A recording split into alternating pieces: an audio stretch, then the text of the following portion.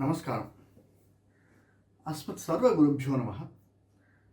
இது நமது உலகம் சேனல் நேயர்களுக்கு வெங்கடம் ராம் நாராயண் அன்பு கலந்த வணக்கங்கள். நல்ல எண்ணம், நல்ல சிந்தனை கொண்ட துளாராசி நண்பர்களே, இப்போது நிகழக்கூடிய குரோதி வருடம் ஆனி மாதம் 15/6/2024 நவமி திதியில் உத்தர நட்சத்திரத்தில் பெறக்கூடியது. இந்த மாதம் துளாராசிக்காரர்களாக நமக்கு எப்படி இருக்கும்? சித்திரை, சுவாதி, விசாகம் 3 நட்சத்திரமும் இருந்தாலும் சுவாதி நட்சத்திரக்காரர்களுக்கு ஒரு தனி பெருமையை தரக்கூடியதாக இந்த மாதம் அமைந்திருக்கிறது. சித்திரையில் பிறந்தவர்களும் விசாகத்தில் பிறந்தவர்களுமே இந்த மாதம் நல்லதொரு செய்தியைத்தான் எதிர்பார்த்து காத்திருக்கிறார்கள். 8ஆம் இடத்தில் குரு இருந்தாலும் 3ஆம் வீட்டுக்குடையவன் 8இல் இருப்பதால் அது ஏற்றம்தான். சில பேர் சொல்லுவாங்க 8ஆம் இடத்துல குரு இருக்கு அப்படின்னு. இருந்தாலுமே 7ஆம் இடத்தில் செவ்வாய், நம்முடைய 2ஆம் வீட்டுக்காரன், 2க்கும் 7க்கும் உடையவன் செவ்வாய் 7ஆம் வீட்டில் இருக்கிறது. கணவன் மனைவிக்கு இடையே உள்ள உறவை மேம்படுத்தக்கூடியதாக அமைந்திருக்கும். நாம் ஏதாவது ஒரு புது முயற்சி எடுத்தோமானால் பூமியில் பணத்தை போடுறதுக்கு, அதாவது நிலம் வாங்குவதோ, வீடு வாங்குவதோ, மனை வாங்குவதோ, அல்லது அந்த பூமி சம்பந்தப்பட்ட ஷேர்ஸில் போடுறதோ, அதுவும் நம்முடைய ஒய்ஃபையோ அல்லது ஹஸ்பண்டையோ கலந்து, கணவன் மனைவி இருவரும் ஒருவரோடு கலந்து ஆலோசித்து எடுக்கக்கூடிய முடிவுகள் அனைத்தும், இன்வெஸ்ட்மெண்ட் முடிவுகள் அனைத்தும் நல்லதொரு முடிவுகளாக இந்த மாதம் அமைந்திருக்கக்கூடும்.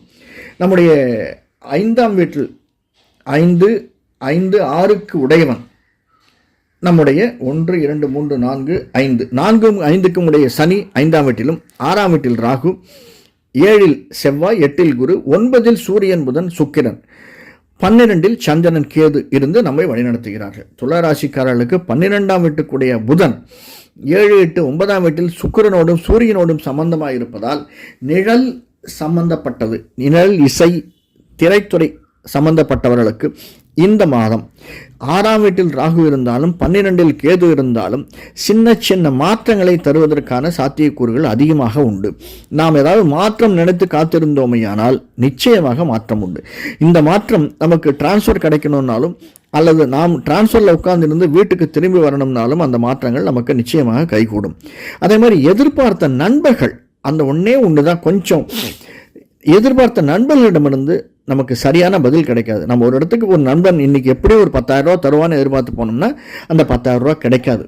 5,000 ரூபா கொடுப்பான், இல்லை 2,000 ரூபா கொடுப்பான், இல்லைன்னு சொல்லலாம். ஆனால் அதை நாம் எதிர்பார்த்து காத்திருக்க வேண்டும். நமக்கு இந்த மாதம், இந்த ஆனி மாதம் ஒரு பெரிய ஜாக்பாட் அடிப்பதற்கான சாத்தியக்கூறுகள் நிறைய இருக்கின்றன.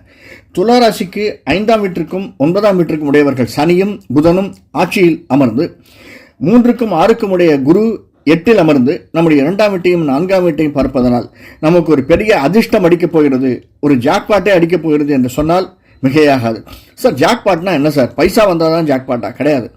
நமக்கு நாம் எதிர்பார்த்திருக்கக்கூடிய ஒரு டிரான்ஸ்ஃபரோ, நாம் எதிர்பார்த்திருக்கக்கூடிய ஒரு ப்ரமோஷனோ, ரொம்ப நாளாக வராமல் 5-6 வருடங்கள் வராமல் ஒரு ப்ரமோஷனோ, அல்லது ஒரு பணக்குவியலோ, அல்லது நம்முடைய குழந்தைக்கு 5-6 வருஷமாக பார்த்துட்டு இருக்கோம், மேரேஜ் அமையல, அதற்கு ஒரு நல்ல மேரேஜ் ஃபிக்ஸ் ஆகுதோ, இந்த மாதிரியான நல்ல செய்திகள், நல்ல விஷயங்கள், நல்ல பைசா நமக்கு வருவதற்கான சாத்தியக்கூறுகள் துளாராசிக்காரர்களுக்கு நிறைய இருக்கின்றன. நழுவிடாதீர்கள். இதை நாம் பயன்படுத்திக் கொள்வதற்கு, அது மட்டுமல்ல, நமக்கு எதிர்வரக்கூடிய சின்ன சின்ன செலவுகள், மருத்துவ செலவுகளை நாம் மேற்கொள்வதற்காகவும்.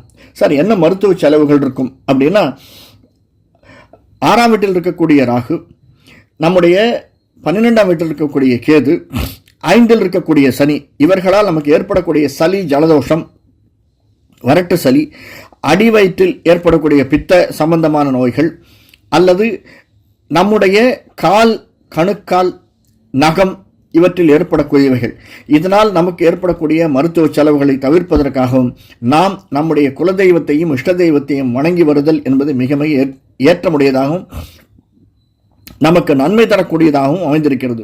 அதுவும் நம்முடைய இஷ்ட தெய்வத்தை விட குலதெய்வம், அது நமக்கு வெகுநாள் நம்ம அங்கே குலதெய்வத்தை நாம் சென்று சேவிக்கவில்லை என்றால் சேவித்து வருவது, குலதெய்வத்திற்கு ஒரு அர்ச்சனை செய்து வருவது, அதுவும் நம்முடைய நட்சத்திரத்தன்று சென்று வணங்கி வருவது என்பது ஏற்றத்தையும் மாற்றத்தையும் தரும் என்பதில் சிறிதும் சந்தேகமில்லை. நன்றி, வணக்கம். எதிர்வரக்கூடிய, தற்போது நிகழக்கூடிய குரோதி வருஷம் ஆனி மாதம் விசாகம், அனுஷம், கேட்டை நட்சத்திரங்களை கொண்ட விருச்சிக ராசிக்காரர்களாகிய நமக்கு எப்படி இருக்கும்? இந்த மாதம் நவமி திதியில் சனிக்கிழமையில் உத்திர நட்சத்திரத்தில் சனி திசையில் பிறக்கிறது. அந்த சனி நமக்கு 4ஆம் இடத்தில் ஆட்சியாகவும் 2-5 குறைய குரு 7ஆம் இடத்தில் இருந்து கொண்டு நம்முடைய வீட்டை, அதாவது விருச்சிகத்தை 7ஆம் பார்வையாகவும் பார்க்கிறார். 8ஆம் வீட்டில் புதன், சூரியன், சுக்கிரன் மூவரும் இருக்கின்றார்கள். புதனுடைய சொந்த வீடு அது. அதனால் நாம் எதிர்கொள்ளக்கூடிய காரியங்கள், நாம் நினைத்தவை அனைத்தும் நடக்கக்கூடியதாக விருச்சிக ராசிக்காரர்களுக்கு அமைந்திருக்கிறது. சார், பல விஷயங்கள் நடக்குது, சில விஷயங்கள் நடக்க மாட்டேங்குது. ஆனால் எல்லாமே எல்லா சமயத்திலும் நடக்கும்னு நாம் எதிர்பார்க்க முடியாது சார். நாம் நினைப்பதில் மோர் தென் 70% நடந்தாலே அது ஒரு பெரிய விஷயம்.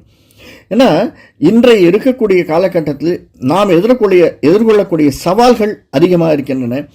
5ஆம் வீட்டில் இருக்கக்கூடிய ராகு, 11ஆம் வீட்டில் இருக்கக்கூடிய குரு கேது நம்மை வழிநடத்துகிறார்கள். அது மட்டுமல்ல, சனி தன்னுடைய பார்வையால் 10ஆம் பார்வையாக நம்முடைய 10ஆம் வீட்டை 7ஆம் பார்வையாக பார்க்கிறார். அது ஒரு பெரிய ப்ளஸ் பாயிண்ட். அதே சமயத்தில் அது ஒரு பெரிய மைனஸ் பாயிண்ட். நம்முடைய வீட்டை, விருச்சிகத்தை 10ஆம் பார்வையாகவும் சனி பார்க்கிறார். குருவனுடைய பார்வையும் இருக்கு, சனியனுடைய பார்வையும் இருக்கு. இதனால பல விதமான பிஸ்னஸ் நிறைய ஏற்றத்தையும் மாற்றத்தையும் காண்பதற்கு சாத்தியக்கூறுகள் அதிகமாக இருக்கு. விருச்சிக ராசிக்காரர்கள் அதாவது புது பிஸ்னஸ் ஆரம்பிக்கணும்னா தைரியமாக இறங்கலாம். அதற்கான சாத்தியக்கூறுகள் நிறைய இருக்கு. அது மட்டுமல்ல, ஒரு பில்டிங் கன்ஸ்ட்ரக்ஷன் அல்லது ரியல் எஸ்டேட் தொழில் செய்பவருக்கு இந்த மாதம் நல்ல ஊக்கத்தையும் மேன்மையும் தரக்கூடிய மாதமாக அமைந்திருக்கிறது. மேலும் முக்கியமாக சொல்லணும்னா 5ஆம் வீட்டில் இருக்கக்கூடிய ராகு, 11ஆம் வீட்டில் இருக்கக்கூடிய கேது, நிழல் இசை சம்பந்தப்பட்ட துறையில் இருப்பவர்களுக்கு, சின்னத்திரை பெரிய திரையில் இருப்பவர்களுக்கு ஒரு நல்ல மாற்றத்தை தரக்கூடியவராக, யார் உழைப்பை போடுகிறாளோ அந்த உழைப்பிற்கேற்ற ஊதியம் தரக்கூடியதாக, நாம் நினைப்பது நடக்கக்கூடியதாக அமைந்திருக்கிறது. ஆனால் கொஞ்சம் எக்ஸ்ட்ரா எஃபர்ட் போடணும் சார்.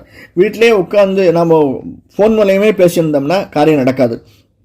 நாம் கொஞ்சம் எக்ஸ்ட்ரா எஃபர்ட் போட்டால் தான் அதற்கான சாத்தியக்கூறுகள் நிச்சயமாக உண்டு. அதே மாதிரி வெளிநாடு செல்லணும் அப்படின்னு யாராவது எத்தனைச்சானா நிச்சயமாக வெளிநாடு செல்வதற்கான சாத்தியக்கூறுகள் இருக்குது. வெளி ஊருக்கு செல்வதற்கான டிரான்ஸ்ஃபர் கிடைப்பதற்கான சாத்தியக்கூறுகள் நிறைய இருக்குது. அது மட்டும் இல்லாமல் நாம் எதிர்பார்த்து இருக்கக்கூடிய செலவினங்கள், சில உடல் உபாதைகளாகட்டும், பல செலவினங்களாகட்டும் நமக்கு வருவதற்கான சாத்தியக்கூறுகள் எதையா இருந்தாலும் நம்முடைய மனைவிடமோ அல்லது கணவனிடமோ சேர்ந்து ஆலோசித்து முடிவெடுப்பது என்பது நமக்கு மேன்மையை தரக்கூடியதாக அமைந்திருக்கிறது. 8ஆம் வீட்டில் இருக்கக்கூடிய புதன் நமக்கு 8ஆம் வீட்டில் இருந்தாலும் அவர் ஆட்சியாக இருக்கிறார், சூரியனோடு இருக்கிறார், சுக்கிரனோடு இருக்கிறார். நம் 7ஆம் வீட்டுக்கு அதிபதியான சுக்கிரன் 2ஆம் வீட்டில், தன்னுடைய 2ஆம் வீட்டில் புதனோடு சம்பந்தப்பட்டிருக்கிறதுனால நமக்கு பண வரவு, ஃப்ளோட்டிங் மணி அப்படின்னு சொல்லுவாங்க, அது நிறைய இருப்பதற்கான சாத்தியக்கூறுகள் இருக்கு. ஹோல்சேல் பிஸ்னஸ் செய்பவர்களுக்கு நல்ல லாபத்தை தரக்கூடியதாக இந்த மாதம் அமைந்திருக்கிறது. அது மட்டுமல்ல, நாம் எதிர்பார்த்த ஆன்மீக அரசியல்வாதிகள் அவர்களுக்கு இந்த மாதம் பலவிதமான நல்ல செய்திகள் வருவதற்கான சாத்தியக்கூறுகள் இருக்கு. ஆனாலும் கூடயே இருந்து யாரோ குழிப்பறிக்கிற மாதிரி ஒரு ஃபீலிங் நமக்கு இருந்துகிட்டே இருக்கும். எவ்வளோதான் நம்ம கூட இருக்கிறவங்க நல்லா இருக்காங்க, நமக்கு செய்கிறாங்க அப்படின்னு இருந்தால் கூட யாரோ நம்ம பின்னாடி இருந்து இழுக்கிறார்களோ அப்படிங்கிற ஒரு ஃபீலிங் கூட இருந்துகிட்டே இருக்கும். அந்த ஃபீலிங்கை மாற்றவே முடியாது. இது அவர் ஆன்மீகவாதிகள் மட்டுமல்ல, அரசியல்வாதிகளுக்கு மட்டுமல்ல, சாதாரண ஒரு கார்ப்பரேட் கம்பெனியில் இருந்தால் கூட எங்கேயாவது மேனேஜரை போய் நம்ம பார்க்க செய்வோம், அல்லது சுப்பீரியர் போய் நம்முடைய ப்ரமோஷனுக்கோ அல்லது ஊதிய உயர்வுக்கோ, நாம் இன்க்ரிமெண்ட்டுக்கோ கேட்டால் கூட, டிரான்ஸ்ஃபருக்கு கேட்டால் கூட அந்த எண்ணம் நம்முடைய மனதில் இருந்து கொண்டே இருக்கிறது. அது நல்லதற்காகவும் இருக்கலாம். நாம் நல்லதே நினைப்போம், நல்லதே செய்வோம், முருகனை வணங்கி வருவோம். சுப்பிரமணியன் மட்டுமல்லாமல் அம்பாளையும், முடிந்தால் நரசிம்மரையும் வணங்கி வந்தால் இந்த மாதம் நமக்கு மேன்மையை தரக்கூடிய மாதமாக அமைந்திருக்கிறது. நன்றி, வணக்கம்.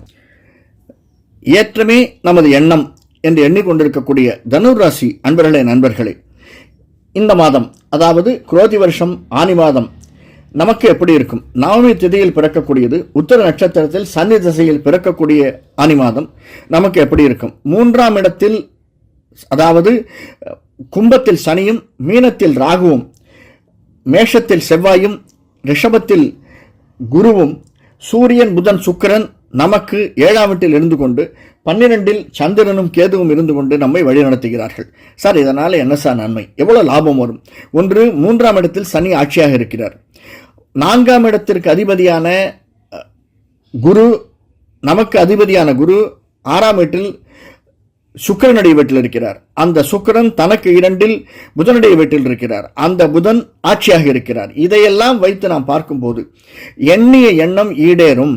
நாம் நினைக்கக்கூடிய பல விஷயங்கள் நமக்கு சாதகமாக அமையும். ஒரு பொருள் நம்ம வாங்க போனோம்னா அது நமக்கு சாதகமாக அமையும். எந்த இடத்துல போனாலும், அதாவது ஒரு ஷேரில் பிஸ்னஸ் போட்டோம்னா அல்லது ஒரு எஃப்டியில் போட்டோம்னா ஆர்டியில் போட்டோம்னா அந்த பொருள் அதிகமாக கூடியதாக நமக்கு கிடைக்கக்கூடியதாகத்தான் அமைந்திருக்கிறது.